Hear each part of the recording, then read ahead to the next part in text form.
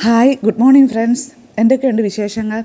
നമ്മളിന്നിവിടെ പഠിക്കാനായിട്ട് പോകുന്നത് ആജ്ഞാവാക്യങ്ങളാണ്. Imperative sentences എന്ന് പറയും. നമ്മൾ കുറച്ച് പോർഷൻസ് നമ്മൾ നേരത്തെ പഴയ ക്ലാസ്സുകളിൽ പഠിച്ചിട്ടുണ്ട്. ബാക്കിയുള്ള നമ്മുടെ നിത്യജീവിതത്തിൽ വളരെയധികം പ്രയോജനപ്പെടുന്ന ആജ്ഞാവാക്യങ്ങളാണ് നമ്മൾ ഇന്ന് പഠിക്കാനായിട്ട് പോകുന്നത്. നമ്മൾ അകത്തേക്ക് വരൂ. നമ്മൾ ഒരു മുറിയിലിരിക്കുന്നു, അപ്പോൾ വെളിയിൽ ആരെങ്കിലും നിൽക്കുകയാണ്. ആ ആളിനോട് അകത്തേക്ക് വരാനായിട്ട് നമ്മൾ പറയുന്നത് കമ്മിൻ എന്നാണ്. ഇപ്പോൾ നമ്മൾ വെളിയിൽ നിൽക്കുവാണ്, അകത്ത് നിൽക്കുന്ന ഒരാളിനോട് നമുക്ക് എങ്ങനെ പറയാം? വെളിയിലോട്ട് വരാൻ കം ഔട്ട്, പുറത്തേക്ക് വരൂ എന്ന് പറയാം. അതുപോലെ നമ്മൾ മുകളിൽ നിൽക്കുകയാണ്, അത് രണ്ടാമത്തെ നിലയിൽ നിൽക്കുകയാണ് എന്നിരിക്കട്ടെ. അപ്പോൾ താഴെ നിൽക്കുന്ന ഒരാളിനോട് മുകളിലോട്ട് വരാനായിട്ട് എങ്ങനെ പറയാം?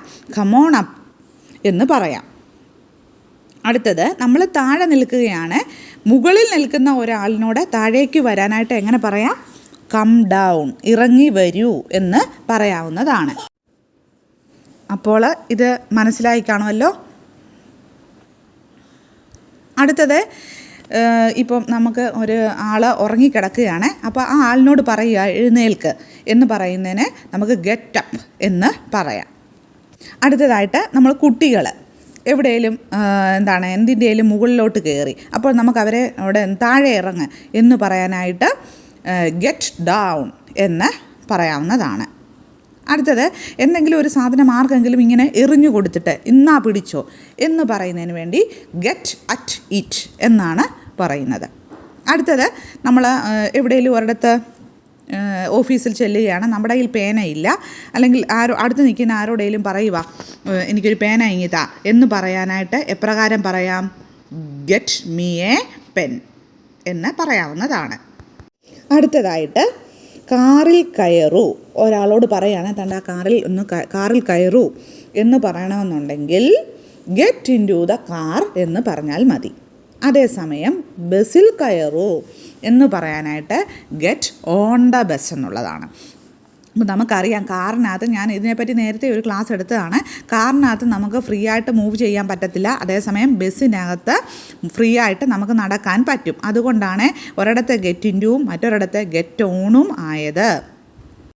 അടുത്തത്, ബസ്സിൽ നിന്ന് ഇറങ്ങൂ എന്ന് പറയുന്നതിന് ഗെറ്റ് ഓഫ് ദ ബസ് എന്നാണ് പറയുന്നത്. ഓക്കെ, ബസ്സിൽ നിന്ന് ഇറങ്ങൂ, ഗെറ്റ് ഓഫ് ദ ബസ്. അടുത്തത്, നമ്മൾ ആർക്കെങ്കിലും വെള്ളം കൊടുക്കണം. അപ്പം നമ്മൾ ഒരാളോട് പറയുകയാണ് get him A glass of water, അവന് ഒരു ഗ്ലാസ് വെള്ളം കൊടുക്ക്. അപ്പോൾ ഇത് ഗെറ്റിൻ്റെ വെച്ചിട്ടുള്ള ഇമ്പറേറ്റീവ് സെൻറ്റൻസ് നിങ്ങൾക്ക് മനസ്സിലായല്ലോ. അടുത്തത്, get out of my presence, എൻ്റെ കൺമുന്നിൽ നിന്ന് പോകൂ. ആരോടെങ്കിലും നമ്മൾ ശകാരിക്കുമ്പോൾ get out of my presence എന്നാണ് പറയുന്നത്.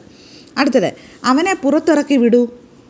ആരോടെങ്കിലും പറയുക അവനെ വെളിയിലിറക്കി വിടൂ, ഗെറ്റ് ഹിം ഔട്ട്. അടുത്തത്, അയാളുടെ അഡ്രസ്സ് ഒന്ന് വാങ്ങൂ എന്ന് പറയുന്നത് ഗെറ്റ് ഹിസ് അഡ്രസ്. അടുത്തത്, ആരെങ്കിലും ഒരു ഡോക്ടറിനെ വേഗം വിളിച്ചുകൊണ്ട് വരൂ. അപ്പോൾ ആർക്കെങ്കിലും എന്തെങ്കിലും സീരിയസ് ആയിട്ട് കിടക്കുമ്പോൾ നമ്മൾ ആൾക്കൂട്ടത്തോട് പറയും ആരെങ്കിലും ഒരു ഡോക്ടറിനെ വിളിച്ചുകൊണ്ട് വരൂ, സംബഡി ഗെറ്റ് എ ഡോക്ടർ. അടുത്തത്, stand off the T V. കൊച്ചു കുട്ടികളോടൊക്കെ നമുക്ക് പറയാം ടി വിയുടെ അടുത്ത് നിന്നും മാറി നിൽക്കൂ, stand off the T V. അതുപോലെ, അത് എടുത്തിടത്ത് തിരിച്ചു വയ്ക്കൂ എന്ന് കുട്ടികളോട് നമുക്ക് പറയാം, പുട്ട് ഇറ്റ് ബാക്ക്.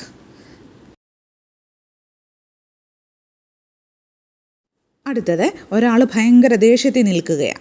അപ്പോൾ നമുക്ക് ആ ആളിനോട് പറയാം കൂൾ ഡൗൺ, കൂൾ ഡൗൺ. നമ്മൾ സാധാരണയായിട്ട് ഇത് കേൾക്കാറുള്ളതാണ്, ശാന്തനാകൂ. അടുത്തത്, ആ കഥ അങ്ങ് തുറന്നിട്ടേക്ക്. അതിനെപ്രകാരം പറയാം? Leave the door open. അടുത്ത, ഒരാൾ കുറേ സമയമായിട്ട് കുറേ വിഡ്ഢിത്തം തന്നെ പറഞ്ഞുകൊണ്ടിരിക്കുക.